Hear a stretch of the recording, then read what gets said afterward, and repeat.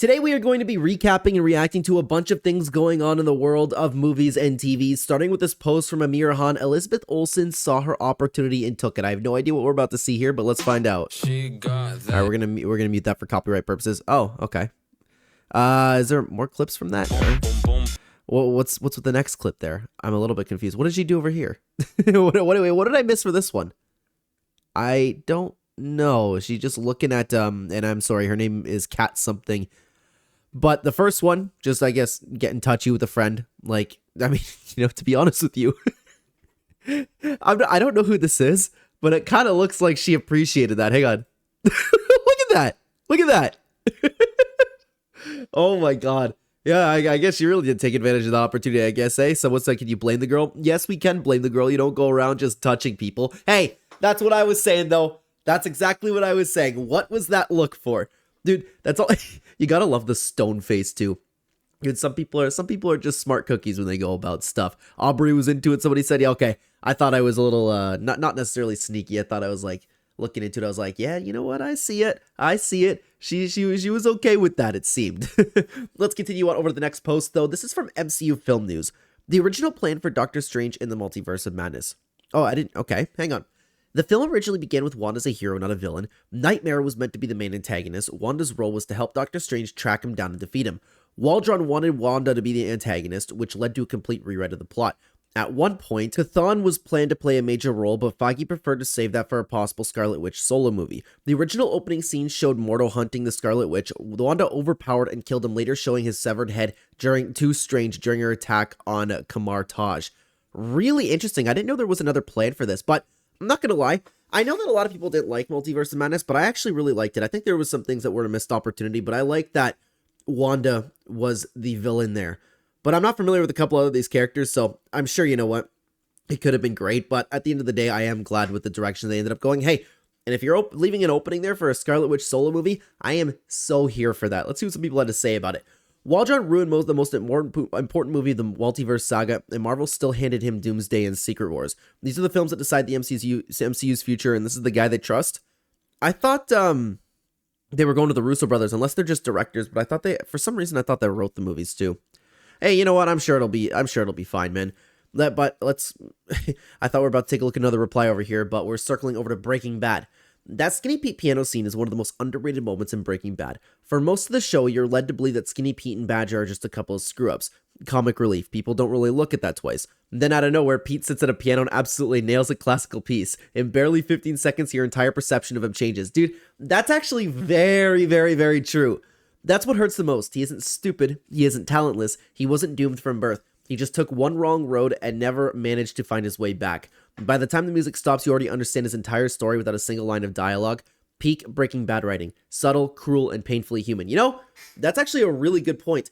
I kind of had that same takeaway, and I'm sure that we all did when we're talking about Breaking Bad, or when we were watching Breaking Bad, but I've never actually sat down and thought about it. Dude, the writers and Vince Gilligan is so good at what they do, man. Very, very cool. Skinny and Badger are, for me, essential characters in this series, especially because they're true friends, and when Jesse asked for help in El Camino, they helped without even asking. Oh, yeah.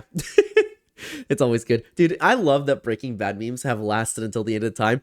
Two of the best hitmen west of the Mississippi. But yeah, they were always there for Jesse, man. And sometimes Jesse treated them really bad, which sucked, dude. Pete and Badger are the R2-D2 and C-3PO of BB. I mean, it's a good way to look at it. They're also huge nerds. They know a lot about Star Trek. Badger even talks about his fan fiction about it when they stay at home to watch Babylon 5. Yeah, when they were trying, I think it was like one of the first times they were trying the blue stuff, right? Or like the cook that Jesse ended up doing himself. Yeah, I remember that. And they were talking about COD Zombies too. Dude, I love those two characters, man. Breaking Bad's such a good show. When Jesse got kicked out of his house and showed up hoping to crash at his friend's house, he mentions getting the band back together. You know, Jesse's brother was a musician, so you can assume Jesse was too before he got into drugs and trouble. Oh, maybe Skinny Pete and Badger were part of that band. Now that I've actually never thought of. Dude, very cool. Very, very cool. Let's circle over to Star Wars, though. She's for the galaxy. It's Padme, no Anakin. We can't be together in the outfit that Padme chose to wear during that conversation. Was that actually what she's wearing? I haven't seen the Star Wars movies in a very long time. Is that actually what she was wearing when she was talking about, like, any issues with Anakin? Or is this just a meme that somebody put together? I actually got to look into that. That's pretty funny, man. Let's do... What? I mean, that meme I've definitely never seen. But let's keep going. I only imagine we're gonna have a little bit more over here. If someone wore this to a date in a dark room with a fireplace, yet had no intention of doing anything physical, you'd slaughter billions too. Dude, you know what's so funny is that it's kind of like universally known among men that it's understandable for Anakin to crash out after he was losing Padme. I'm not saying, of course, the things that he did were unforgivable, but you get my point, man. Everybody has like a little bit of an understanding right there. I bet. Holy man. You know, it's always shocking to me that people end up posting this stuff, like, and they don't just keep it in their heads, and there's no shame. I understand people can hide behind anonymous accounts, but like, come on, dude. Yep, there you go. This is exactly what I was talking about. What losing a bad bitch does to a man. Dude, it's completely understandable, man. But let's go over to Game of Thrones now, guys. Natalie Dormer's audition tape for Marjorie Tyrell. All right, let's see. This is only an 8-second clip. You think so? I can't decide how I like it better. Like this? Or like this? You know, it's always odd. It's always weird to me how, and I know that this is like a little bit of a sensual post, but it's always odd to me like how people can just like see the vision right there for a character that they have. Maybe it's because like I'm sure that you have expectations for the characters, right? But it's so like crazy to me, like out of all of the people that are probably really good at acting, like why did they make the decisions that they do? It's really interesting to me. I don't know if I've ever even seen her in anything else other than Game of Thrones. But hey, you know what? She played the part great. She ended up playing a good character. She knew that she had that shit in the bag already. But how? I can't imagine how many people are trying out for these types of things. That's where I'm a little bit confused, and it's just, the next is just a gif, okay? All right, let's go back over to the MCU. Dude, these videos are crazy, man. The Hollywood Handle posted, Spider-Man Brand New Day will feature a total shift from the previous trilogy, says director. This is a new chapter in his life. It felt really different, and it was extremely gratifying experience, excuse me there. Yeah, I've heard about this. I've heard that they were going back to kind of like the street level for Spider-Man, and of course, it's going to be a tonal shift. Like, everybody forgot about Peter Parker. The guy's probably gonna, like, go through a crazy depression or something like that. That wouldn't shock me. I'm excited for that movie. I can't wait to see what they end up doing. Someone said, sounds very good. I believe it will be very good. The regular, friendly neighborhood Spider-Man we all know. You know, there's a lot of people that always like to talk about, like, oh, we need to go back to the friendly neighborhood Spider-Man. I don't have anything against that, but I also like, what they've been doing with the Spider-Man, where he teams up with other Avengers, and he goes to space, things like that.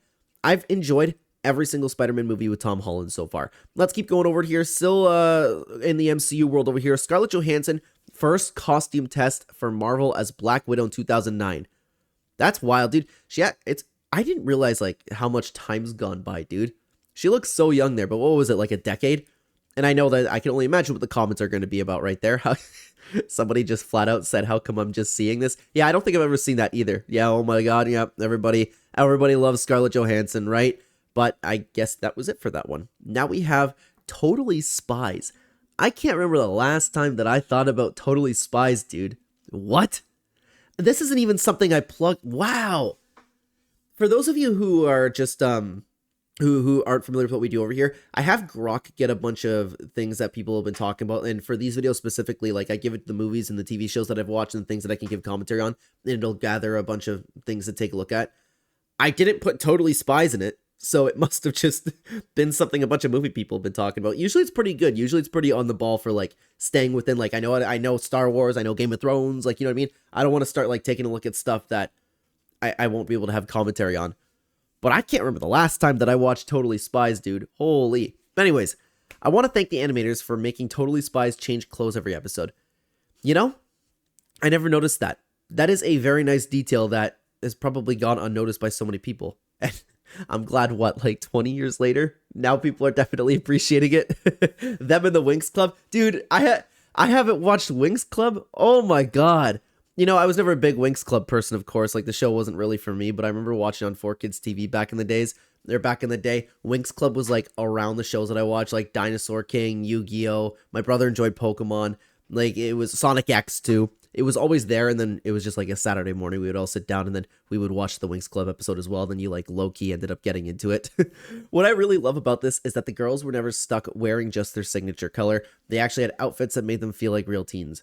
yeah, I've never given it another thought in my life, but I'm glad that that's being appreciated now. So much fashion inspiration from this cartoon. I wonder, eh? I don't know if people ended up wearing like what the Totally Spies characters were wearing back in the day. We've seen this meme 1,000 times, guys. Predator Badlands, never forget what they stole from us, dude. Meme aside, Predator Badlands might just be my favorite Predator movie that I've seen. I really, really, really enjoy that. If you guys are interested, we have a review on the channel. You can go check that out. But let's see what some people... Okay, it's not about Predator, but it said this crime exists here too. You know, it's to the point where I feel like a lot of things that we see from... And excuse me if I'm getting the name wrong, but I believe it's Bryce Dallas Howard, where I think that so many things I see from her are completely edited because you see pictures of her and then you like don't see any of that in the movies whatsoever. But I like, I guess maybe it is real. I don't know.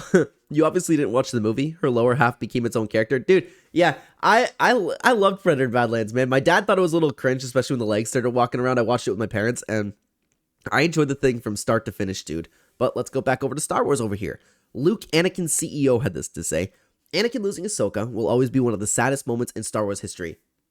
I so agree with that, man. Unfortunately, we can't play the clip because that's definitely going to get copyrighted, but I am so with that. I am a big fan of the Clone Wars. I loved Ahsoka, and it hurt so bad. It quite literally is one of the saddest moments in Star Wars history for me. Like, Ahsoka actually feeling that betrayed, taking off, and then it just adds to Anakin's crash out too. Like, oh my god. This really did hit home, man. I was really feeling it during that scene. Someone else said, but it also saved her life. He would have killed her when he turned if she hadn't. Yeah, I'm kind of with the reply, though. He might never turn to the dark side. Because it was one of the reasons, like, that really sent Anakin down the dark path with the Jedi as well. It'd be an interesting, like, dude, it'd be cool to see, like, a Star Wars what if, you know what I mean? Never fails to make me sob like a baby. Understandable, especially from somebody with an Ahsoka profile picture right there. But guys, you know what? How about this? Speaking of Ahsoka, why don't you check out our review that we did for Season 1 of Ahsoka right here? I would love to have you over there. Thank you very much for watching the video, guys. Take care, everybody.